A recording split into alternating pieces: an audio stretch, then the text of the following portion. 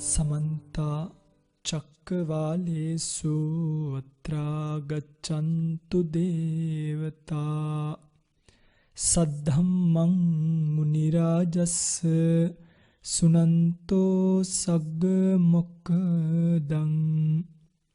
धम्मश्रवण कालो अयं भदन्ता धम्मश्रवण कालो अयं भदन्ता धम्मश्रवण कालो अयं भदन्ता नमो तस्स भगवतो अरहतो सम्मा सम्बुद्धस्स नमो तस्स भगवतो अरहतो सम्मा सम्बुद्धस्स नमो तस्स भगवतो अरहतो सम्मा सम्बुद्धस्स अट्टधा लोभमूलानि दोषमूलानि च द्विधा मोहमूलानि च द्वेति द्वादशा कुशलास्युम् සද්ධර්ම ශ්‍රවණාබිලාෂී ගුණබර වාසනාවන්ත පින්වත්නි අනාදිමත් කාලයක් සසරේ කෙලවරක් නැතිව දුක් විඳගෙන ඇවිල්ලා සසරින් ඈතර වෙන්න ක්‍රමවේදයක් නැතිව අසරල වෙලා ඉන්න සත්වයාට නැත්නම් ප්‍රත්‍යඥයන්ට මේ සසරේ ලැබෙන යම්කිසි පිළිසරණක් තියෙනවා නම් මේ සසරේ ලැබෙන යම්කිසි පිහිටක් තියෙනවා නම් ඒ එකම පිහිට තමයි භාග්‍යතුන් වහන්සේ විසින් දේශනා කරන්නට යෙදුණු ශ්‍රී සද්ධර්මය. අපිට මෙතනදී වැඩියෙන්ම වටින්නේ භාග්‍යතුන් වහන්සේගේ ධර්මය. ඒ ධර්මයේ දේශනා කරන්න භාග්‍යතුන් වහන්සේ නමක් පහළ වෙන්න ඕනි. එනිසායි ඒ ධර්මයටත් මුලින් අපි භාග්‍යතුන් වහන්සේව මොකද භාග්‍යතුන් වහන්සේ නමකගේ බෝසත් කාලේ කරන කැපකිරීම වලින් තමයි සම්මා සම්බුද්ධ ශාසනය කියන එක ලෝකයේ මත පිහිටන්නේ. ඒ සද්ධර්මයේ කියන එක මිනිසුන්ට ඇහෙන්න පටන් ගන්න. ඒ සද්ධර්මයේ අනුගමනය කරන සංඝ රත්නයක් ලෝකෙට බිහි වෙන්න පටන් ගන්න. එනිසා මේ අනාදිමත් සසරේ නැත්නම් අබුද්ධෝත්පාද කාලයන්වල බුද්ධෝත්පාද කාලයන්වල උත්පත්තිය ලැබලා ඒ කොයි කාලෙක ඉපදුනත් පින්වත්නි භව සම්පත් ලබන්න උපකාරී වෙන ධර්ම මාර්ග සහ පිළිවෙත් තියෙනවා. හැබැයි නිර්වාණ මාර්ග පිළිවෙත කියන එක අහන්නවත් ලැබෙන්නේ බුද්ධෝත්පාද කාලයක විතරයි. එහෙම බුද්ධෝත්පාද කාලයකත් බොහෝ පින්වතුන් ධර්ම ඉගෙන ගන්නවා කියලා හිතාගෙන බුද්ධාගමේ ඉතිහාසය නොඑක් චරිත කතා ඊට පස්සේ විවිධ සමාජ සේවා ඕවා කර කර ඉන්නවා. දැන් ගිලනුන්ට උපස්ථාන කිරීම, ඊළඟට අනාථෝවන් රැක ගැනීම, ග්‍රාම සංවර්ධන කටයුතු කිරීම, ඊළඟට පොත්පත් මුද්‍රණය කොට බෙදා හැරීම මේවා හොඳ වැඩ.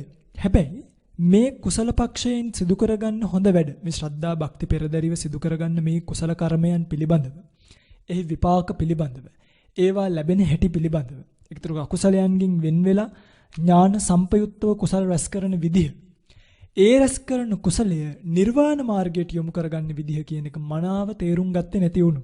ඒ ඇත්තන්ට ධර්ම මාර්ගය කුමක්ද කියන එක හොයාගන්නට මේ ජීවිතේදීත් පුළුවන් කමක් ලැබෙන්නේ නැහැ. එනිසායි අපි දැන් පහුගිය දවස්වල එක දිගටම ධර්ම දේශනා සිද්ධ කළා.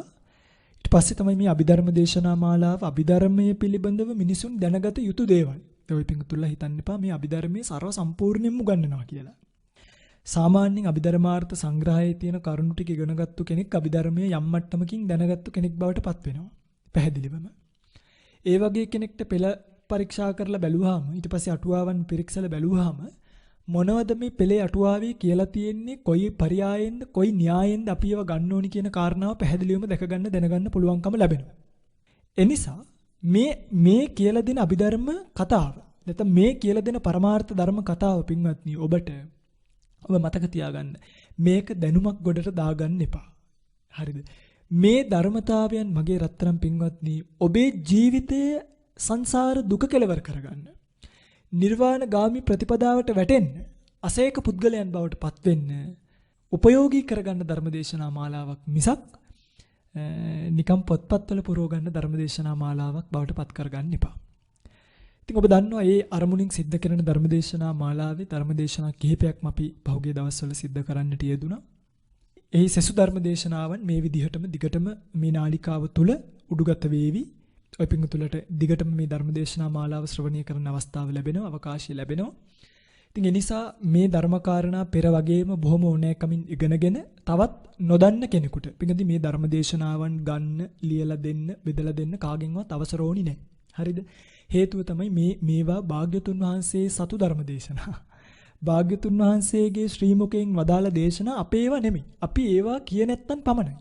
එනිසා එහෙම සිදු කරගෙන එන ධර්මදේශනා මාලාවේ අපි පහුගිය සතියේ ධර්මදේශනාවෙන් කතා කළා විචිකිච්ඡා චෛතසිකයත් චෛතසික වශයෙන් මේක ඉවර කළා. ඊළඟට ලෝභ මූලික සිත් 8 පිළිබඳවත් ඔය පිංගුතුලට මතකයි නම් ලෝභ මූලික සිත් 8 පිළිබඳවත් කතා කළා. එහිදී අපි සෝමනස්ස සහගත බවක් පිළිබඳව, උපේක්ඛා සහගත බවක් පිළිබඳව, ඊළඟට දිට්ඨිගත සම්පයුක්ත බවක් පිළිබඳව, දිට්ඨිගත විප්පයුක්ත බවක් පිළිබඳව, අසංකාරික සසංකාරික බව කියන මේ ભેදයන් පිළිබඳව සාකච්ඡා කරන්නට කතා කරන්නට යෙදුණා. දැන් ඔබ දන්නවා සෝමනස්ස බව කියන්නේ මොකක්ද? උපේක්ඛා බව කියන්නේ මොකක්ද? දිට්ඨිගත සම්පයුක්තයි කියලා කියන්නේ මොකක්ද? දිට්ඨිගත විප්පයුක්තයි කියලා කියන්නේ මොකක්ද? අසංකාරිකයි කියන්නේ මොකක්ද? සසංකාරිකයි කියන්නේ මොකක්ද කියන කාරණාව පිළිබඳව. පින්වත්නි මෙතනදී මේ ධර්මදේශනාවේදී අපිට තවත් එක කාරණාවක් විතරක් ඉතුරු වෙලා තියෙනවා සිහිපත් කරන්න.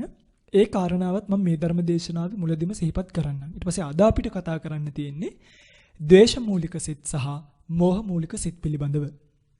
පින්වත්නි මේ ලෝභ මූලික සිත්වල අපි කතා කරගෙන එනකොට සෝමනස්ස බවක් පිළිබඳව, උපේක්ඛා බවක් පිළිබඳව කතා කළා. ඇයි කෙනෙකුට දැන් කෙනෙක්ට හිතෙන්න පුළුවන් ස්වාමීනි සෝමනස්ස සහගත සිතක් හටගන්නේ කුමක් බලපාලද? මොකක් මුල් වෙලාද?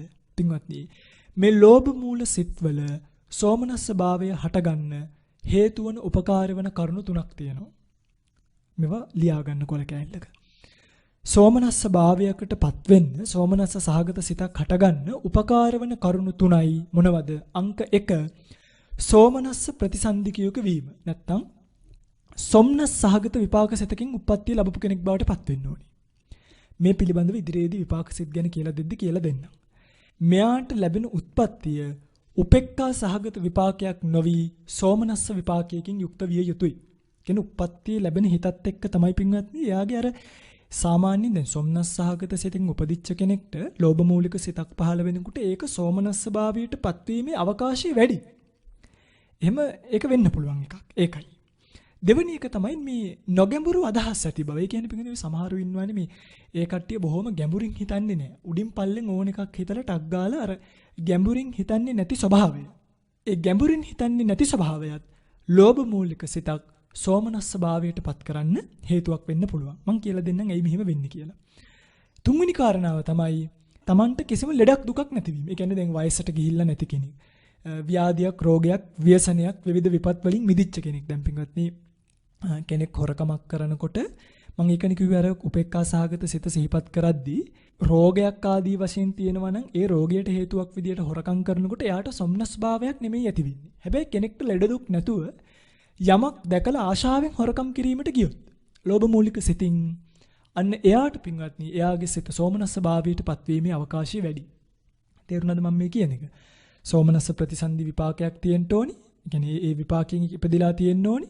නොගැඹුරු අදහස් තියෙන කෙනෙක් බවට පත් වෙන්න ඕනේ. ජරා ව්‍යාධි රෝග ආදී ව්‍යසන ධර්ම වලින් මිදිච්ච කෙනෙක් බවට පත් වෙලා තියෙන්න ඕනේ.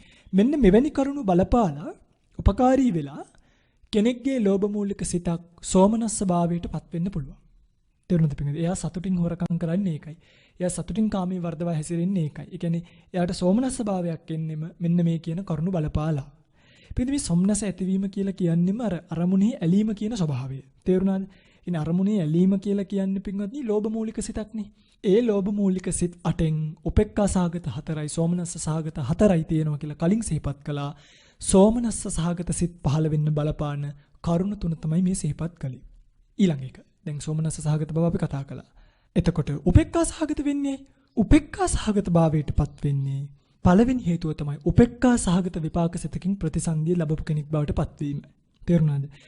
කෙනෙක් යම් කිසි විදියකට උත්පත්තිය ලැබනකොට උපේක්ඛා සහගත විපාකයක් නම් ප්‍රතිසන්දිය විදියට ලැබුවේ. ඒ කියන්නේ උපේක්ඛා සහගත විපාකයකින් නම් ඉපදුනේ. මම මේ ගැන කියලා දෙන්නම් පසුවදී. එයාගේ පින්වත්නි ලෝභ මූලික සිතක් උපේක්ඛා සහගත බවට පත්වීමට උපකාරයක් බවට ඒ හේතුවපත් වෙන්න පුළුවන්. හේතුව තමයි පින්වත්නි එයාට තියෙන අර ගැඹුරු අදහස්. ඒ කියන්නේ නොගැඹුරු අදහස් තියෙන කෙනෙක් තමයි සෝමනස්ස භාවයට යන්නේ. ගැඹුරු අදහස් තියෙන කෙනා අර සොම්නස් භාවයට නොආ එයා ටිකක් අර අපි කියන්නේ මේ පඬිතයාටත් ඒ දණ්ඩ යන්න බෑ කියලා. අන්න ඒ වගේ මේ වගේ ඕනවට වඩා හිතන්න ගියාමත් කෙනෙක්ට සෝමනස්ස භාවයෙන් මිදලා හිත උපේක්ඛා භාවයටපත් වෙන්න පුළුවන්. අන්න ඒකයි කියන්නේ. දැන් මෙතනදී ඔබට තේරෙනවද? උපේක්ඛා භාවයටපත් වීම කියන්නේ නිදහසට කාරණාවක් නෙමෙයි. මම කලින් සිහිපත් කළා උපේක්ඛා සාගත අකුසල සිත තමයි ප්‍රබලම විපාක සිත කියලා.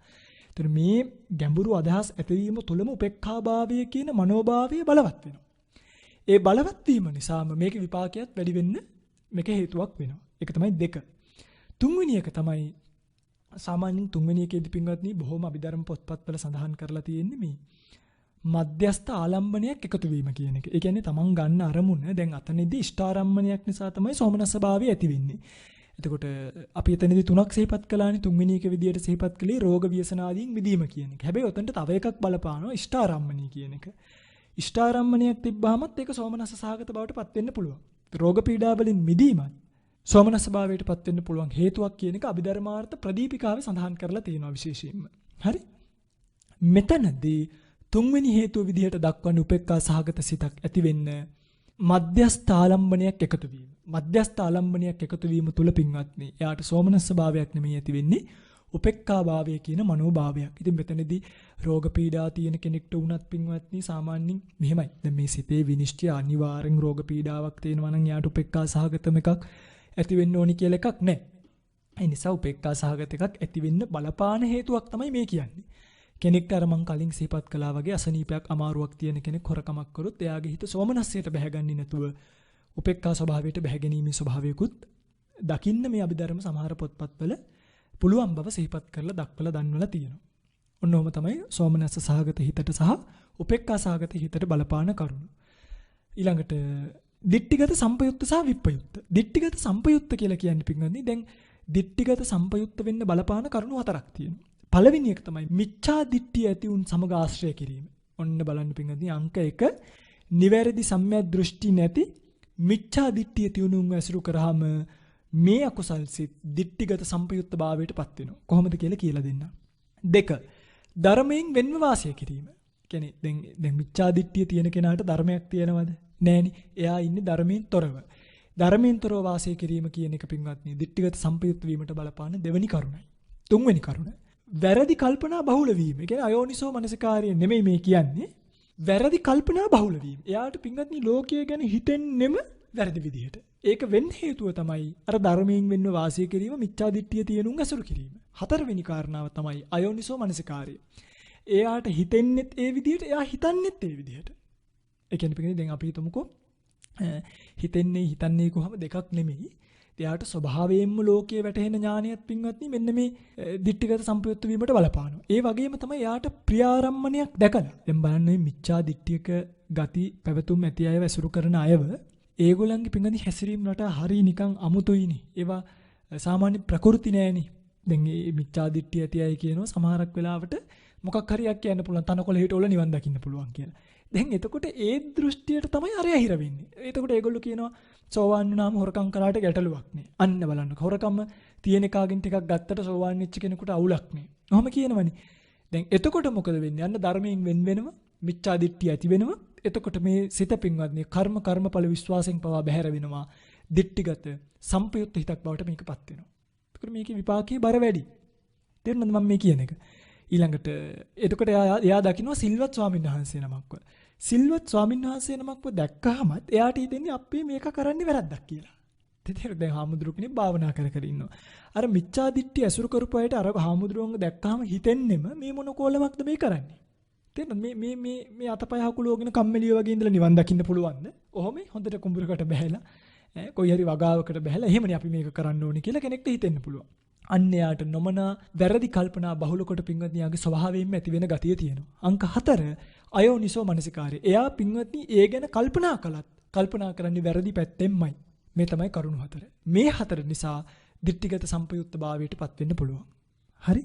ඊළඟට ඕකේ අනිත් පැත්ත විප්පයුක්ත භාවයට ගන්න. දැන් සම්පයුක්ත වෙන්න මේ කරුණු 4 බලපානවා වගේම විප්පයුක්ත වෙන්න බලපාන්නේ ඕකේ විරුද්ධ කරුණු 4. හරි? ඒ කියන්නේ සම්මා දිට්ඨිය ඇති අය වැසුරු කිරීම, ධර්මයත් එක්ක ඉඳීම, හරියට කල්පනා වීම සහ යෝනිසෝ මනසිකාරය කියන දෙක. මෙන්න මේ කරුණු නිසා කෙනෙක්ගේ සිත දිට්ඨිගත සම්පයුක්ත භාවයට පත් වෙන්න පුළුවන්. ඊළඟට අසංකාරික වීමට බලපාන කරුණු. පිටදී අසංකාරික වෙන්න බලපාන කරුණු තමයි කරුණු පහක් තියෙනවා. සාමාන්‍යයෙන් දකින්න.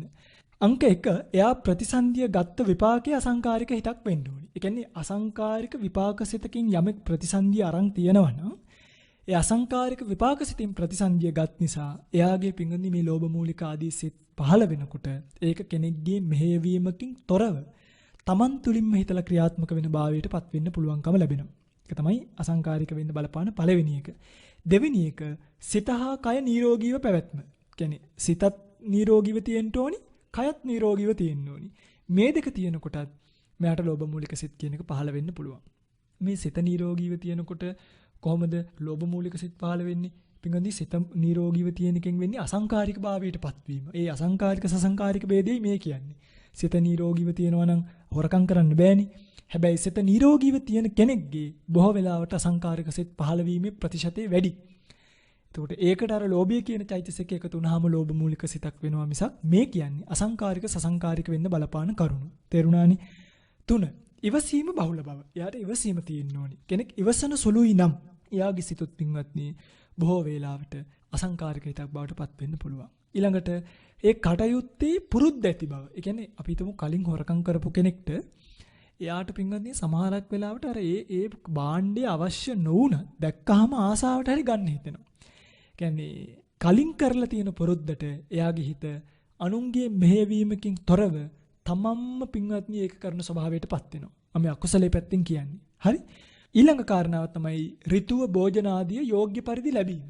කියන්නේ දැන් හොරකම් කරන්න අවශ්‍ය කරන වස්තුව හොඳට තියෙනවනම් ඒකට බලපාන විදිහට වටපිට පරිසරය සකස් වෙලා නම් එයාට මෙහෙයවීමකින් තොරවම අසංකාරිකව මේ අකුසලයේ සිද්ධ වෙන කාරණාවක් බවට පත් වෙන්න පුළුවන්. තේරුණා නේද? ඔන්න අසංකාරික වෙන්න බලපාන කරුණු 5. විපාක ප්‍රතිසන්දි අසංකාරික වෙන්න ඕනි. සිතකයි නිරෝගී පවතින්න ඕනි. ඉවසීම තියෙන්න ඕනි. කටයුත්තේ මනාපුරුද්දක් ඇති බව තියෙන්න ඕනි. ඍතුව සහ භෝජන ආදී යෝග්‍ය පරිදි ලැබෙන්න ඕනි. මෙන්න මේවා කරන කෙනෙක්ගේ සිත ලෝභ මූලික සිත අසංකාරික බවට පත් වෙන්න පුළුවන්. ඉතින් සසංකාරික වෙන්න ඕකේ අනිත් පැත්ත බලපානවා. පින්වත්නි මෙන්න මේ ලෝභ මූලික සිත් 8 අපි මේ විදිහට ඉගෙන ගත්තාම අපිට ආයිත් මේ ලෝභ මූලික සිත් 8 පිළිබඳව පින්වත්නි කතා කරන්න දෙයක් ඇත්තෙම නැති තරම්. තේරුණාද මම මේ කියන එක? එතකොට යම් කෙනෙක් දැන් ඔබ දන්නවනේ පින්වත්නි දස අකුසල් කියලා එකක් තියෙනවා. දැන් ඔය පින්වතුලා අහලා තියෙනවනේ නේද? මොනවද? ප්‍රාණඝාත, අදත්තාදාන, කාමේසු මිච්ඡාචාර, මුසාවාද, පිසුනා වාච, පරුසා වාච, සම්පප්පලාප, අවිද්‍යා, ව්‍යාපාද, මිච්ඡාදිට්ඨි. නේද? මේවා ලියා ගන්න පින්වත්නි මේවා අපිට ඉදිරියේදී බොහොම උවමනා වෙනවා. මොකද මේ අකුසල් සිත් වලින් කරන කර්මය තමයි මේවා. දස අකුසල කර්ම. මේවා තමයි කර්මපත බවට පත් වෙන්නේ. මේවා මම කියලා දෙන්නම්. කර්මපතයක් බවට පත් වුණාම තමයි පින්වත්නි ඒ කර්මපතයෙන් තමයි ප්‍රතිසන්දි හිත් ලැබෙන්නේ. එතකොට කර්මපතයක් බවට පත් නොවිච්ච හිත් වලින් ලැබෙන්නේ ප්‍රවෘත්ති විපාක. ඉතින් මේවා දැනගෙන ඉඳීම පින්වත්නි අපිට මේ සාංශාරික ජීවිතේට පුදුම පිළිසරණක්. හරි? දස අකුසල කර්මයක්. දස අකුසල කර්මයෝ නම් ප්‍රාණඝාත, අදින්නාදාන, කාමේසු මිච්ඡාචාර, මුසාවාද, පිසුනා වාච, පරුසා වාච, සම්පප්පලාප, අවිජ්ජා, ව්‍යාපාද, මිච්ඡාදිට්ඨි කියන කරුණු 10. පින්වත්නි ලෝභ මූලික සිතින් පින්වත්නි ඕවගෙන් 10ම කරන්න බෑ. ඒ කියන්නේ 3ක් වෙන්නේ නැහැ. වෙන්නේ මොනවද? දැන් ප්‍රාණඝාතය ලෝභ මූලික සිතින් කරන්න බෑ. තේරුණාද මම මේ කියන එක? ඊළඟට පරුසා වාචා කීම ලෝභ මූලික සිතින් කරන්න බෑ. ඊළඟට ව්‍යාපාද. මෙන්න මේ කියන කරුණු 3 හැර කෙනෙක්ට පින්වත්නි දැන් ඔබට තේරෙනවනේ ලෝභ මූලික සිතකින් ප්‍රාණඝාතය කරන්න බෑ. පරුස වචන කියන්නත් බෑ. ඒවට වෙනම ද්වේෂ මූලික සිත් පහළ වෙන්න ඕනේ. ව්‍යාපාදය කරන්නත් බෑ. එතකොට 10න් 3ක් ගියාම කීයක් ඉතුරු වෙනවද? 7යි. ඉතුරු 7ම ලෝභ මූලික සිත් වලින් කරන්න පුළුවන් ඒවා. කියන්නේ සොරකම, කාම මිත්‍යාචාරය, මුසාවාද, පිසුනා වාච, සම්පප්පලාප, අවිද්‍යා, මිච්ඡාදිට්ඨිය කියන 7ම ලෝභ මූලික සිතින් සිදු වෙන්න පුළුවන්. ඒිනුත් දැන් එතන 7ක් කිව්වනේ. මෙන්න මේ 3 මතක තියාගන්න. කාම මිත්‍යාචාරය, අවිද්‍යාව සහ මිච්ඡාදිට්ඨිය. මේ 3 පින්වත්නි ලෝභ මූල සිතකින් විතරමයි වෙන්නේ. වෙන කිසිම හිතකින් වෙන්නේ නැහැ. තේරුණාද? දැන් මේ 7ෙනුත් 3ක් සිද්ධ වෙන්න අනිවාර්යයෙන්ම ලෝභ මූලික සිත යෙදෙන්න ඕනි. ඉතුරු 4 පින්වත්නි අනිත් තව කියන්නේ ද්වේෂ මූලික සිත් වලින් වගේත් වෙන්නත් පුළුවන්. ඒක ඒ අවස්ථාවේදී කියන්න. මේ 7න් 3ක් නියතයි, 4ක් අනියතයි. 3 තමයි කාම මිත්‍යාචාරය, අවිද්‍යාව සහ මිච්ඡාදිට්ඨිය කියන 3. නියතයෙන්ම මේවා සිද්ධ කරන්නේ ලෝභ මූලික සිතකින් විතරමයි. හරිනේ? හරි. දැන් පින්වත්නි ඔන්න අපි ලෝභ මූලික සිත් ගැන කතා කරලා ඉවරයි. එතකොට මේ අකුසල් 3ට කියනවා ලෝභ මූල සිත් වලට නියත අකුසල් කියලා. අනිත් අකුසල් වලට කියන්නේ අනියත අකුසල් කියලා. නියත කුසල් 3යි, අනියත කුසල් 4යි. ලෝභ මූලිකව සිද්ධ වෙන්න පුළුවන් කර්මපත සියල්ල 7ක් බවට පත් වෙනවා 3ක් අතහැරිලා. ලෝභ මූලික සිත පිළිබඳව වූ දැනගත යුතු වූ විග්‍රහය මෙතකින් ඉවරයි. ඔය තමයි ලෝභ මූලික සිත. මං හිතනවා මගේ පිංගුතුල්ලට මේ කියන එක තේරෙනවා ඇති කියලා. ඉතින් ඔබට මේක දැන් අපේ නාලිකාව හරහාම විකාශය වෙන නිසා ඔය පිංගුතුල්ලට මේක නැවත නැවත ශ්‍රවණය කරන්න පුළුවන්. තේරෙන්නේ නැත්නම් පිංගුවත්නි මේක නවත්තලා ලියාගෙන ආයි අහන්න තමයි ඔබට මේ ධර්මදේශනා ටික අපි මේ අන්තර්ජාලයේ තියන්නේ. ඒ නිසා ඔබ මේවා ශ්‍රවණය කරලා නැවත නැවත ලියාගෙන නැවත නැවත ශ්‍රවණය කරලා තමන්ගේ මතකයේ රඳවා ගන්නට ප්‍රායෝගික ජීවිතයට යොදා ගන්නට උත්සාහ කරන්න ඕනේ. ඊළඟට අපි යනවා ද්වේෂ මූලික සිත් වලට. පිටින් ද්වේෂ මූලික සිත් දෙකයි තියෙන්නේ. මොනවද? දෝමනස්ස සහගත, පටිඝ සම්පයුක්ත, අසංකාරික හිත. දෝමනස්ස සහගත, පටිඝ සම්පයුක්ත, සසංකාරික හිත. දෝමනස්ස සහගත, පටිඝ සම්පයුක්ත, අසංකාරික හිතයි සසංකාරික හිතයි දෙකයි තියෙන්නේ. ලේසි. පිටින් මෙතනදී දෝමනස්ස සහගත, පටිඝ සම්පයුක්ත, අසංකාරික කියන්නේ මොකක්ද? දෝමනස්ස සහගත, පටිඝ සම්පයුක්ත, සසංකාරික කියන්නේ මොකක්ද? මේ කාරණා පිළිබඳව අපි හිමින් සැරේ විග්‍රහ කරගමු. දෝමනස්ස සහගත. මේ දෝමනස්ස සහගත කියලා කියන්නේ පින්වත්නි මෙතනදී වේදනා චෛතසිකය හඳුන්වන නමක්. දැන් අපි ඉස්සෙල්ලාදී කතා කළා සෝමනස්ස සහගත සහ උපේක්ඛා සහගත බවක් පිළිබඳව. සෝමනස්ස කියලා කියන්නේත් වේදනා චෛතසිකයේ ස්වභාවයක්. උපේක්ඛා කියලා කියන්නේත් වේදනා චෛතසිකයේ ස්වභාවයක්. දෝමනස්ස සහගත කියන්නේ පින්වත්නි දේශ සිතේ යෙදෙන වේදනාව කියන චෛතසිකයේ ස්වභාවය. තේරුණාද? පටිඝ සම්පයුක්ත කියන්නේ පටිඝ සම්පයුක්ත කියන්නේ වේදනා චෛතසිකයට නෙමෙයි. ද්වේෂ චෛතසිකයට. දැන් මෙතනදී වේදනාව සහ ද්වේෂය කියන චෛතසික දෙකක් තියෙන්නේ. සබ්බචිත්ත සාධාරණ චෛතසිකයක් තමයි වේදනාව කියන එක.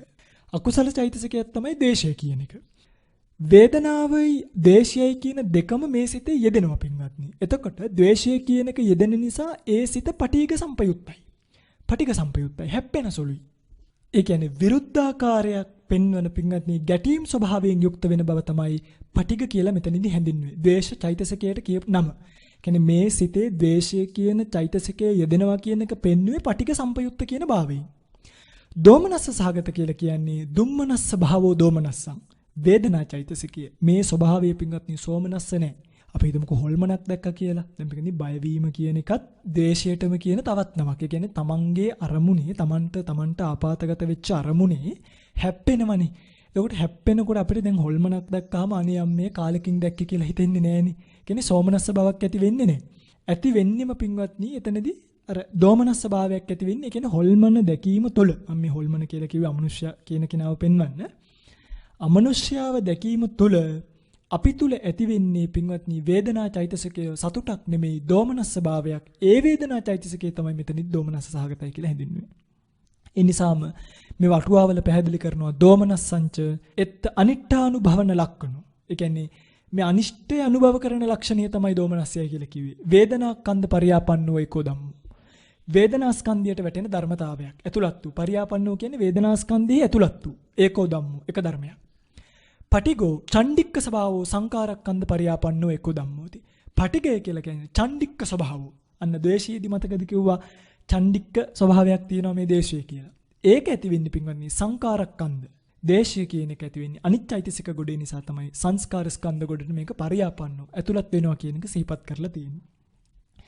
එතකොට ඔබට මතකයි නම් මම මේ අසංකාරික සසංකාරික කියලා කියන්නේ තමන්ගේ මෙහෙවීමක් ඇතිව සහ තමන්ගේ මෙහෙවීමක් නැතිව යෙදෙන සිද්දක. මෙහෙවීමක් නැතිව යෙදෙනකොට අසංකාරික වෙනවා. මෙහෙවීමක් ඇතිව යෙදෙනකොට සසංකාරික භාවයට යනවා. ඒතර ඔබට මතකයි නම් අපි දිගින් දිගටම සිහිපත් කළා ද්වේෂය පහළ වෙන්නේ ආඝාත වස්තු 9ක් නිසා කියලා 10ක් කියන එකකුත් අපි පෙන්නුවා රස්තාන ක්‍රෝධය කියන එක. මෙතනදී දැනගන්න ඕන පින්වත්නි දැන් කර්මපත භාවයට පත් වෙනකොට දැන් අවිඥානික සංස්කාරවල උපදිනවනේ. කියන්නේ අපි හිතමුකෝ අපේ අත ගිහලා කාර්යයක වදිනවා. දැන් කාර්යක කියන්නේ සවිඥානිකයිද අවිඥානිකයිද? ඒක අවිඥානිකයිනේ. අන්නේ අවිඥානික වස්තුවේ හටගන්න ද්වේෂය කර්මපත භාවයට පත් වෙන්නේ නැහැ. ඒක සාමාන්‍ය ප්‍රවෘත්ති විපාක දෙන කර්මයක් බවට පත් වුණාට ප්‍රතිසන්දි විපාකයක් අරගෙන දෙන්නේ ඒක බලපාන්නේ නැහැ. අපේ ඇඟට මොකක් හරි අඹ ගෙඩියක් වැටෙනවා. අපි අඹ ගෙඩිය අල්ලලා පොලේ ගැහුවා කියලා ඒක නිසා අපි ගිහිල්ලා අපාය උපදින්නේ නැහැ. තේරෙනවද මම මේ කියන එක? ඒ හැබැයි ඒ ඇති වෙන ද්වේෂ සිත් වලට අනාගතේ ප්‍රවෘත්ති විපාකයක් පහළ වෙන්නේ. ඒ කියන්නේ අනිෂ්ඨාරම්මණයක් තමන්ගේ ඇහැ ගැටෙන්න කැමති නැති අප්‍රියන් හා එක් වෙන්න වගේ ස්වභාවයක් හම්බ වෙන්න පුළුවන් ඉපදුනාට පස්සේ. එහෙම වෙන්න පුළුවන්. ඒතකොට කර්මපත සංඛ්‍යාවට වැටෙන්නේ පින්වත්නි සත්ත්ව ප්‍රඥප්තිය කෙරෙහි නැත්නම් සවිඥානික වස්තුන් කෙරෙහි ඇති වෙන ද්වේෂය විතරයි. ඒකයි ආඝාත වස්තු 9 සහ 10 කියලා දෙකක් පෙන්වුවේ. 9 තමයි පින්වත්නි ওই කර්මපත ගන්නට එන්නේ. 10 කියන එක රස්තාන ක්‍රෝධය කියන එක ගහක ගලක කකුල හැප්පුණාට වැස්සට බැන්න කියලා අවුවට බැන්න කියලා ඒක කර්මපත ගන්නට යන්නේ. ඒකයි නවාඝාත වස්තු කියලා වෙනම ප්‍රභේදයකුයි ආඝාත වස්තු 10ක් කියලා අස්ථාන ක්‍රෝධය කියන එක වෙනම ભેදයකුයි ධර්මයේ තුල දකින්න ලැබෙන්නේ. ඉතින් මේවා හොඳට දැනගත්තාම පින්වත්නි අපිට මේ ද්වේෂය ගැන දැන් ඔබ දන්නවනි සෑහෙන්න නේද? මේවා හිමින් සැරේ කල්පනා කරලා මනසිකාරය කරලා බලන්න. එතකොට පින්වත්නි මේ පටිඝසිත, ඒ කියන්නේ නැත්තම් මේ පටිඝ ස්වභාවය ඇති වෙන්න බලපාන හේතු කිහිපයක් තියෙනවා. එක් පළවෙනි එක තමයි ක්‍රෝධශීලී බව. නිතර තරහ ගන්න කෙනෙක් නම්. අපි එහෙම හිතමුකෝ. එයාන් පින්වත්නි පොඩි දෙයකටත් හැප්පෙනවා. අන්න එයාට දෝමනස්ස සහගත පටිඝ සම්පයුක්ත. ඒ කියන්නේ ද්වේෂය කියන එක පටිඝය කියන එක ඇති වෙන්න ක්‍රෝධශීලී භාවයේ හේතු වෙනවා. 2 අදූරදර්ශී බව. දුරදක්නා නුවණක් නේ. දුරදක්නා නුවණ නැති නිසාත් එයාට යම් යම් අරමුණු ඔස්සේ ඒ කියන්නේ අස්ථානී. දැන් මෙහෙම කිව්වහම ওই පිඟුතුලට තව ප්‍රශ්නයක් එනවා. සමහර විරුද්ධ විය යුතු තැන් එනවනේ. දැන් අපි හිතමුකෝ ධර්මයට කෙනෙක් හානි කරනවා. ඒ ධර්මයට හානි කරනකොට අපි විරුද්ධ වෙනකොට පින්වත්නි ඒක ගැටීමක් කියලා හිතන්න හොඳ නැහැ. සමහරු ඉන්නවා තමන්ගේ බය පෙන්වන්න නැතුව. කියන්නේ දැන් සමහරු බයයි. මේවට කතා කරන දැන් සමහරු අපි හිතමුකෝ පින්වත්නි අධර්මවාදීන් පිරිසක් ධර්මයේ විනාශ කරනවා. එතකොට මේකට කතා කරන්නේ නැති බව දූරදර්ශී භාවයක් එහෙම නෙමෙයි. ඒ මොකක් හරි වෙන බයක්. නිවටකමක්. දැන් මොකද අපි දන්නවා කාකණ්ඩ පුත්‍ර යස මහරහතන් වහන්සේ අවිනයවාදීන්ගේ යම් යම් දේවල් දැකලා දසයකප වස්තු දැකලා ඒකට විරුද්ධ වුණානේ. දැන් ඒ අදූරදර්ශී බවින්ද දූරදර්ශී බවින්ද මේ ශාසනය ඉතුරු කරන්න ඕනේ කියන දූරදර්ශී බවින්. දැන් මෙතනදී යමෙක් මේකට කතා නොකරනවා නම් හොඳට මම මේ කියන එක තේරුම් ගන්න. යමෙක් මේකට කතා නොකරනවා නම් අන්න එයා මෙතනදී අදූරදර්ශී භාවයට පත් වෙනවා. කලයුත්ත කලේ නැති කෙනෙක් බවට පත් වෙනවා. කුසල සිතින් කරගන්න පුළුවන් කුසලය පටිඝ සිතක් කියලා හිතලා හෝ රැවටිලා හෝ වංචක ධර්මයක් ගන්නට ගිහිල්ලා හෝ අතහැරලා දානවා අපි ඕවට හැප්පෙන්නේ නැහැ කියලා අර මේ තමන්ගේ ගුණවන්ත භාවයක් පෙන්වන්න යනවනේ. දැන් අපි ඕවට හැප්පෙන්නේ අපි ඇලෙන්නෙත් ගැටෙන්නෙත් නැති අය. අන්න ඒක වංචක ධර්මයක් බවට පත් වෙලා අපායගාමී අකුසලයක් බවට පත් වෙන්න පුළුවන්. ඒවා වංචක ධර්ම බවට ගිහිල්ලා. ඒ නිසා ඔය හිතේ එකක් තියාගෙන කටින් එකක් කියන බොහෝ පිරිස් තමන් කුසල් කරනවා කියලා රැස් කරගන්න පින්වත්නි විශාල අකුසල්.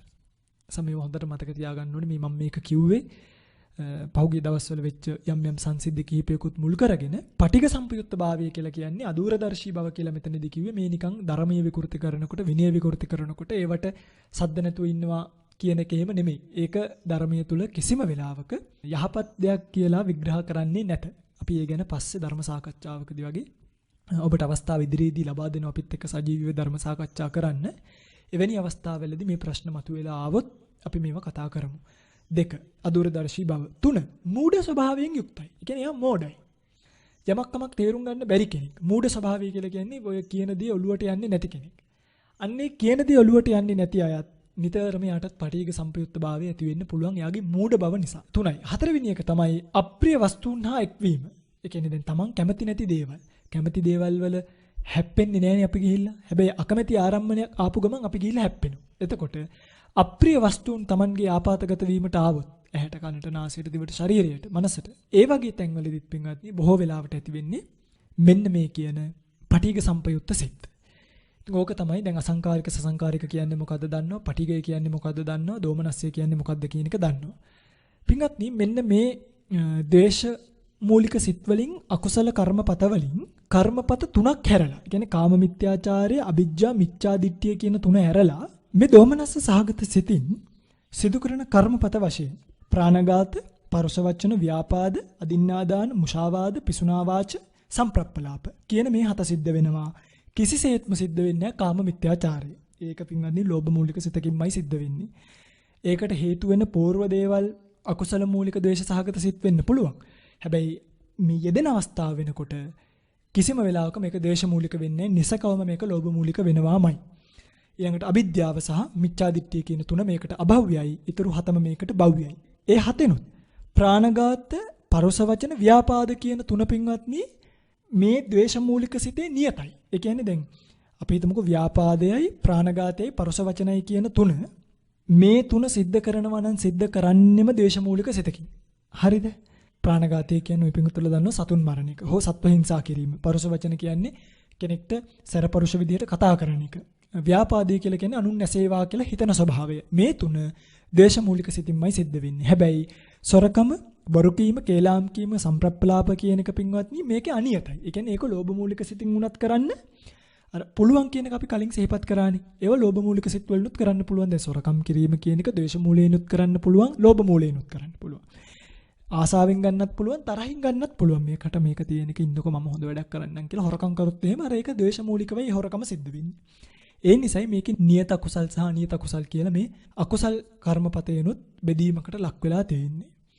අපි හිතමුකෝ දැන් ඔකට උදාහරණයක් මම මෙහෙම කියන්නම්. කෙනෙක්ට හිතෙනවා දැන් සතෙක්ගේ මස් කන්න ඕනි කියලා ලෝභ මූලික සිතක්.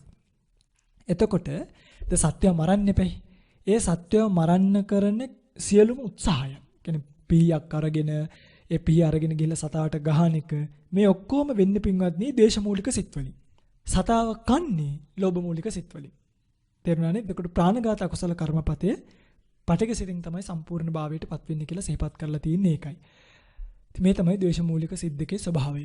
අපි වැඩි වෙලාවක් මේ වගේ රැඳෙන්නේ නැතුව ඉදිරියට මේවා කතා කරගෙන යමු. පින්වත්නි මේ ද්වේෂ මූලික සිතුත් තව එක කාරණාවකුත් තියෙනවා ඒකත් මතක් කරන්නම්. සියලුම ද්වේෂ මූලික සිත් දෙකක් නෙමෙයි. මේක බෙදීමට ලක් වෙලා ආවට පස්සේ ද්වේෂ මූලික සිත් 756ක් බවට පත් වෙනවා. කොහොමද? මේ ද්වේෂ මූලික සිත් දෙක කර්මපත 7න් වැඩි වෙන්න ඕනේ. කියන්නේ දැන් ප්‍රාණඝාතයටත් ද්වේෂ මූලික දෙකක් යෙදෙන්න පුළුවන්. ව්‍යාපාදයටත් ද්වේෂ මූලික දෙකක් යෙදෙන්න පුළුවන්. මේ ආකාර වශයෙන් කර්මපත 7න් වැඩි වෙනවා. එතකොට 14යි. ඒ 14 අරමුණු 6න් වැඩි වෙන්න ඕනේ. අරමුණු 6න් වැඩි වුණාම 84යි. අරමුණු 6න් වැඩි වෙච්ච මේ ටික විමර්ශාව කියන අධිපති ධර්මයේ හැර ඡන්ද, විරිය, චිත්ත කියන විමර්ශා ධර්ම තුනෙන් වැඩි වෙනවා. එතකොට 84 තුනෙන් වැඩි වුණාම 252ක් බවට පත් වෙනවා. ඒ අධිපති ධර්ම තුනෙන් 252ක් බවට පත් වෙච්ච පටිඝසිත කර්මත්‍රයෙන් අතීත, වර්තමාන, අනාගත කියන කර්මත්‍රයෙන් වැඩි වුණාම 756ක් බවට පත් වෙනවා. ඉතින් එතකොට අපිට එක්තරා ප්‍රභේදයකින් ද්වේෂ මූලික සිත් 756ක් තියෙනවා කියලා පෙන්වන්නත් පුළුවන්කම ලැබෙනවා මේ ඔක්කොගෙම වැඩි වෙලා බෙදලා ගත්තාම. හැබැයි අපි අර දෙක මතක තියාගෙන හිටියාම මේ වැඩිවීම අපිට ඕන වෙලාවක හදාගන්න පුළුවන්කම ලැබෙනවා. මේ තමයි ඔබ ද්වේෂ මූලික සිත ගැන දැනගත යුතු ලක්ෂණ ටික. ඊළඟට අපි එනවා මෝහ මූලික සිත් වලට. පිළිගන්නේ මෝහ මූලික සිත් දෙකයි තියෙන්නේ. මොනවද මේ මෝහ මූලික සිත්? උපේක්ඛා සහගත විචිකිච්ඡා සංප්‍රයුක්ත සිත. උපේක්ෂා සහගත උද්ධච්ච සංප්‍රයුක්ත සිත. මොකද්ද උපේක්ෂා සහගත විචිකිච්ඡා සංප්‍රයුක්ත එකයි උපේක්ෂා සහගත උද්ධච්ච සංප්‍රයුක්ත එකයි. මේකේ පින්වත්නි පොඩි වෙනසක් තියෙනවා. අර අසංකාරික සසංකාරික ભેදයක් නේ. තියෙන්නේ මොනවද? විචිකිච්ඡා සංප්‍රයුක්ත සිත සහ උද්ධච්ච සංප්‍රයුක්ත හිත කියලා විතරයි. මේ මෝහය කියන සිත අසංකාරික සසංකාරික ભેදයක් නැත්තේ ඇයි දන්නවද? මේ මෝහය කියන එක ස්වභාවයෙන්ම පින්වත්නි අසංකාරිකයි. ඒ කියන්නේ මේක සසංකාරික කියලා ભેදයක් නේ. තේරුණාද? මේක ස්වභාවිකවම අසංකාරිකවම තමයි ඇති වෙන්නේ පින්වත්නි. එතකොට මේ සිත් දෙකෙන් දැන් අපි දන්නවා විචිකිච්ඡාව සහ උද්ධච්ච කියන චෛතසික දෙක යෙදිලා තමයි පින්වත්නි මේක විචිකිච්ඡ භාවයටත් එන්නේ උද්ධච්ච භාවයටත් එන්නේ. මේ සිත් දෙකෙන් බලවත්ම සිත තමයි විචිකිච්ඡා කියන සිත. ඒ කියන්නේ උද්ධච්ච කියන සිත පින්වත්නි ඒ තරම් බලවත් නෑ. ඒ වගේම මේ මෝහ මූලික සිත් පින්වත්නි හරි දුබලයි. ඒ කියන්නේ මේවා එච්චර සවිමත් සිත් නෙමෙයි. ඒ නිසා මේ වගේ ලැබෙන විපාකත් අර ලෝභ මූල, ද්වේෂ මූල වගේ සිත් වලින් ඇති වෙනවා වගේ බරපතල විපාක ඇති වෙන්නේ නැහැ. විචිකිච්ඡා සහගත හිත ටිකක් හරි බලවත් කියලා කිව්වේ දැන් විචිකිච්ඡාව යෙදෙන කෙනාගේ හිත කුසලයට නැමෙන්නේ නැහෙනි. සැකයක් තියෙන කෙනාගේ හිත පස්කම් සැපයටම නැවෙනවා විනා අපි කියනවා අපාය කියලා එකක් තියෙනවා. එයාට අපායේ තියෙනවද කියලා සැකයක් උපදිනවා. එතකොට අපායේ තියෙනවද කියලා සැකය නිසා මේක නපුර එකයි. එයා කුසලයට නැමෙන්නේ නැහැ. නමුත් එයා අකුසලයටමයි නැවීම කියන එක පස්කම් සැපයටමයි සිද්ධ වෙන්නේ. ඒ නිසා විචිකිච්ඡාව කියන එක මෙතනදී යම් මට්ටමකට බලවත් විදිහට අපි දක්වනවා අභිධර්මී ඉගැන්වීමේදී සහ මේ එන පෙළටුවා ටීකා ක්‍රම අනුව. ඒ වගේම විචිකිච්ඡාව කියන චෛතසිකයේ යෙදිලා කියන්නේ ඒක යෙදීම සිද්ධ වෙලා අනතුරුව කුසලයක් කරත් ඒ කුසලය බලවත් කුසලයක් බවට පත් වෙන්නේ නැහැ. හරි මම ඒක කුසල් සිත් පිළිබඳව විග්‍රහ කරනකොට කියලා දෙන්නම්. උද්ධච්ච සාගත සිත ඇති වෙන්න පින්වත්නි ඔය හදීසියෙන් කරන වැඩවලදී නැත්තම් දැන් එක්කෙනෙක් අධික කාර්යබහුලයි. එතකොට යාට උද්ධච්ච සාගත සිත් ඒ කියන්නේ නොසන්සුන් සාගත සිත් ඇති වෙන්න පුළුවන්. එතන මේ සිත් හරීම දුබලයි පින්වත්නි. මේවත් කොච්චර දුබලයිද කියනවනම් මේ සත්වයව දැන් මරණින් මත්තේ උද්ධච්ච සංප්‍රයුක්ත සිතක් ඇති වුණා කියලා අපායට යන්නේ නැහැ ඒක. කියන්නේ ඒක අපායට පැමිණීමේ ශක්තියවත් නැති හරීම දුබල හිතක්. හැබැයි ඉතිරි අකුසල් සිත් 11ටම පුළුවන් ඔබ අපායට පමුණුවන්න. විචිකිච්ඡා සම්ප්‍රයුක්ත හිතටත් පුළුවන්. තේරුණාද මම මේ කියන එක? විචිකිච්ඡාව ගැන අපි කියලා දුන්නා. ඒ නිසාම කලින් කොතනදීද? මීට කලින් ධර්මදේශනාවේදී විචිකිච්ඡා කියන චෛතසිකේ බලන්න බුද්ධ ආදී අටතැන් ගැන ඇති වෙන සැකය, ඒකාන්ත විචිකිච්ඡා, පටිරූපක විචිකිච්ඡා කියලා විවිධ ප්‍රභේදයන් වලින් අපි මේක දැක්කුවා. ඒ විචිකිච්ඡා වේදුනාව තමයි මේ හිත ඇති වෙන්නේ. උද්දච්ච සිත පිළිබඳව දැනගත යුත්තේ එච්චරයි. නමුත් මම තව කාරණාවක් මේ උද්දච්ච සිත ගැන කියලා දෙන්නම්. ඒ තමයි පින්වත්නි, දැන් යම්කිසි අරමුණක් අරගෙන සිතක් ඉපදුනාට පස්සේ ඒ හිතේ භංගය නැත්නම් විනාශය දක්වාම ඒ අරමුණ අත්නොහැරලා තියාගන්නවනේ. කියන්නේ අරමුණේ එල්ලිලා ඉන්නවා. ඒකට කියනවා පින්වත්නි ඒකග්ගතා ශක්තිය කියලා. ඒ කියන්නේ ඒකග්ගතා කියන චෛතසිකය නිසා තමයි මම ඒක ඉදිරියේදී කියලා දෙනවා. කලබල ස්වභාවයක් නොමැතිව මේ ඒකාග්‍රතාවය පවතින්නේ. මේ ඒකාග්‍රතාවය වඩා වර්ධනය කරගන්න පුළුවන් වුණ කාලෙක සමාධිය ඇති කරගන්න පුළුවන්කම ලැබෙනවා. කියන්නේ සමාධිය කියලා කියන්නේ මේකෙම ප්‍රබල අවස්ථාවකට. තේරුණාද මම මේ කියන එක? හැබැයි චංචල වුණොත් යම් වෙලාවක සිත කියන්නේ උද්දච්ච භාවය යෙදුනොත්, නොසන්සුන් භාවය යෙදුනොත් මොකද වෙන්නේ? අර ඒකග්ගතා කියන බලය හීන වෙනවා.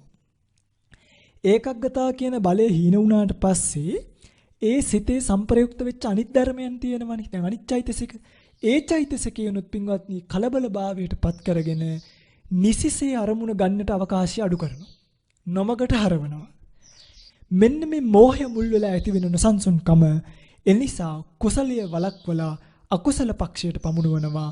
කුසල් සිත පින්වත්නි ඇතිවීමට ඉඩපාඩුවක් තියන්නේ නැතුව අකුසලයට මේ හිත බර කරනවා. මෙන්න මේ උද්දච්චය කියන සංප්‍රයුක්ත චෛතසික ධර්මය. කුසල් කරන්න හිත සංසුන් වෙන්න ඕනි. එනිසා උද්දච්චය කියන ස්වභාවයෙන් කිසිම දාක කුසලයක් වෙන්නේ නැහැ. දැන් ওই පින්තුලට මතකයි නම් මම සිහිපත් කළ උද්දච්ච කියන චෛතසිකේ හැම අකුසල් සිතකම යෙදෙනවනේ. අකුසල සාධාරණ චෛතසිකයක්. කියන්නේ හැම අකුසල් සිතක්ම අර කුසලයෙන් ගලවලා ගන්නකොට නොසන්සුන් භාවයට පත් කරලා අනිත් චෛතසික ධර්මයන් හොලවලා චංචල කරලා විප්‍රකාරයට පත් කරවලා අකුසලයේ යෙදෙන්නට මේ උද්දච්චය කියන චෛතසිකේ උදව් කරනවා. මේ තමයි ඔබ දැනගත යුතු මෝහ මූල සිත් දෙක. පින්වත්නි මේ මෝහ මූලික සිත් ඇති වෙන්න බලපාන හේතු තියෙනවා. ඒ කියන්නේ දැන් විචිකිච්ඡා සංප්‍රයුක්ත සිත ඇති වෙන්නත් උද්දච්ච සංප්‍රයුක්ත සිත ඇති වෙන්නත් බලපාන හේතු ටිකක් තියෙනවා. මොනවද? විචිකිච්ඡා සංප්‍රයුක්ත භාවය ඇති වෙන්න බලපාන හේතු තමයි ධර්මයේ නූගත් බව. එයා ධර්මයේ දන්නේ නැහැ. ධර්මයේ දන්නේ නැති නිසා එයාට සැකයි. ශ්‍රද්ධාව නැති බව. භාග්‍යතුන් වහන්සේ කියලා තියෙන දේවල් පිළිගන්න ස්වභාවයක් නැහැ. ශ්‍රද්ධාවක් නැහැ. භාග්‍යතුන් වහන්සේව දන්නේ. බුදුරජාණන් වහන්සේගේ වටිනාකම දැකලා නැහැ. එනිසත් මෙයාට විචිකිච්ඡා සංප්‍රයුක්ත සිත් පහළ වෙන්න පුළුවන්.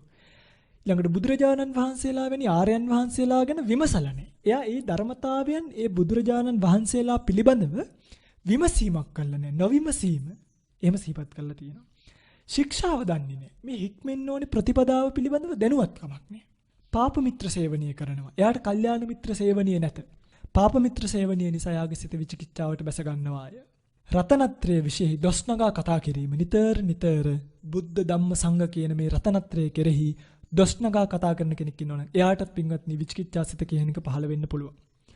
ඊළඟට ආරම්මණී යථා ස්වභාවයේ ඉක්මවා කල්පනා කිරීම. ඒ කියන්නේ අරමුණෙහි ස්වභාවය ඉක්මවල පින්වත්නි කල්පනා කරන්නට යෙදෙනවා. දැන් ওই වර්තමානයේ පහළ වෙලා ඉන්න එක වාදී ඉන්නේ අපි අක්කුය, අපි හෙළයය, අපි අරවාදී ඉන්නේ, අපි රාවණාවාදී ඉන්නේ කියන්නේ මේ වෙන මොකටවත් නෙමෙයි. ඒ ඇත්ත දන්නේ ඒගොල්ලන්ගේ සිත්වල පින්වත්නි ධර්මයේ දන්නේ නැති නිසා, ශ්‍රද්ධාව නැති නිසා, බුද්ධ ආදී ආර්යයන් ගැන දන්නේ නැහැ, ශික්ෂාව දන්නේ නැහැ, පාප මිත්‍ර සේවනය කරලා රතනත්‍රයේ විශේෂ දොස්නගල කතා කරලා ආරම්භනේ යථා ස්වභාවික මූල කල්පනා කළා.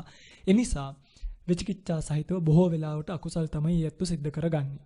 ඒවා ওই පිමුතුල දැනගන්න ඕනි. තේරුණාද? ඊළඟට උද්දච්ච සංප්‍රයුක්ත හිත ගන්නකො. උද්දච්ච සංප්‍රයුක්ත හිත කියලා ඇති වෙන්නේ පින්වත්නි මෙන්න මේ කරුණු බලපාලා තිබ්බොත් මොනවද? මූඩ බව.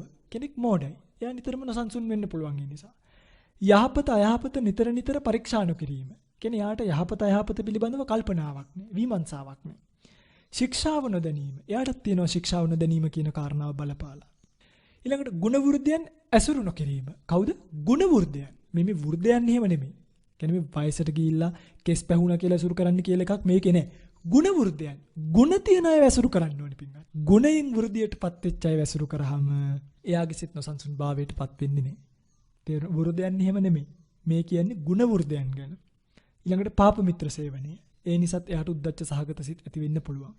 අයෝග්‍ය දේ පිළිබඳව නිතර නිතර කතා කිරීම. ඒ කියන්නේ මේ ශාසනයට අනුලොම් නැති, උවමනා නැති මාතෘකා පිළිබඳව නිතර නිතර කතා කරන කෙනෙක්ටත් උද්දච්ච සහගත සිත් ඇති වෙන්නට බලපාන්න පුළුවන්. ඊළඟට කයට සිතට දෙකට නිතර කරදර ඇති බව. කියන්නේ නිතර වැඩ ගොඩයි නම් සිත නිරෝගීමත් නැත්නම් එයාටත් පින්වත්නි නොයෙක් වෙලාවට මේ උද්දච්ච සහගත සිත් ඇති වෙන්න බලපාන්න පුළුවන්, හේතු වෙන්න පුළුවන්. මේ තමයි උද්දච්ච සහගත සිත් ඇති වෙන්න බලපාන හේතු. මේ මෝහ මූලික සිත් වලින් සිද්ධ වෙන විශේෂ කර්මපතයක් ගැන සිහිපත් කරලානේ. නමුත් මෝහය කියන එක නිසා තමයි අකුසල් ධර්මයන් සිදු කරන්නට වෙසසින්ම උපකාරයක් ලැබෙන්නේ. කියන්නේ මෝහය කියන්නේ අවිද්‍යාවනේ. කියන්නේ නොදැනීම. ඒ අවිද්‍යාව නොදැනීම කියන අකුසල් සිත් මුල් වෙලා තමයි එයාලා පින්වත්නි අකුසලයට යෙදෙන්නේ. ලෝභ මූලිකව හෝ ද්වේෂ මූලිකව යම් අකුසලයක් කරනවා නම් මෝහය කියන එක මුල් වෙලා. දැන් මේ මෝහය කියන චෛතසිකය සෑම අකුසල සිතකම අනිවාර්යයෙන්ම යෙදිලා තියෙනවා. කියන්නේ මේවා යෙදුනට පස්සේ වෙන්නේ මගේ පින්වත්නි ඒ යෙදීම නිසා සිද්ධ කරන කාය කර්මයේ, වචී කර්මයේ, මනෝ කර්මයේ අකුසල සංස්කාරයක් බවට පත් වෙනවා. ඒ කර්මයේ විපාක භාවයට එනවා අනාගත ජීවිතවලදී හෝ මේ ජීවිතේම අනාගතයේදී.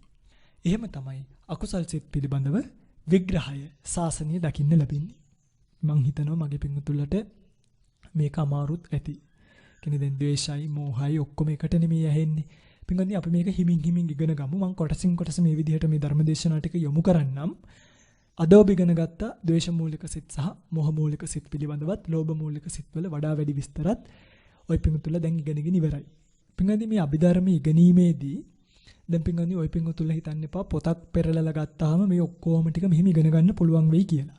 දැන් සමහර අපි මේ කාරණා කියන්නේ පළවෙනි පිටුවේ තියෙන දැන් අභිධර්ම මාර්ගයේ පොත ගන්නකො. අභිධර්ම මාර්ගයේ පොත ගත්තාම අකුසල් සිත් පිළිබඳව මුල තියෙනවා. හැබැයි දස අකුසල කර්මපත ගැන තියෙන්නේ පොතේ අවසානෙට. අභිධර්මාර්ථ සංග්‍රහ, අභිධර්ම ප්‍රකාශ වැනි පොත්වල පොතේ අවසානෙට තමයි තියෙන්නේ මොනවද? මේ කර්මපත ආදී විස්තර කරලා. ඉතින් අපි මේ කරුණු මෙතනට ගෙනල්ලා මේක ඔබට පැහැදිලි කරන්නේ මේ කියන කාරණාව හරියටම ඔලුවට යන්න. ඊළඟට චෛතසික තියෙන්නේ අපිට තව සෑහෙන්න එහා. හැබැයි අපි චෛතසික මුලින්ම කියලා දීලා මේ පාඩම පටන් ගත්තේ මේක ඔබේ ඔලුවට වැටෙන්න ඕන නිසා. ඔන්න බලන්න දැන් ඔබට තේරෙනවා ඒ අකුසල චෛතසික මේ සිත් වලට සංප්‍රයෝග වෙන්නේ කොහොමද කියලා පවා. නමුත් මේ ධර්ම දේශනාවේදී මම අකුසල සංප්‍රයෝගය ගැන කියන්න යන්නේ නැහැ. මොකද මම ඒක වෙනම කොටසක් විදිහට, පුංචි කොටසක් විදිහට මෙතනට යොමු කරන්නම් ධර්ම දේශනාවක් විදිහටම.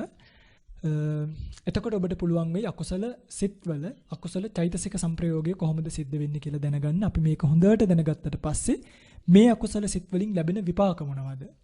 ඒ විපාක එක්ක ඒවා කර්මපත බවට පත් වෙන්නේ කොහොමද? ඒ කර්මපත වලින් උප්පත්තියක් ලැබෙන්නේ කොහොමද?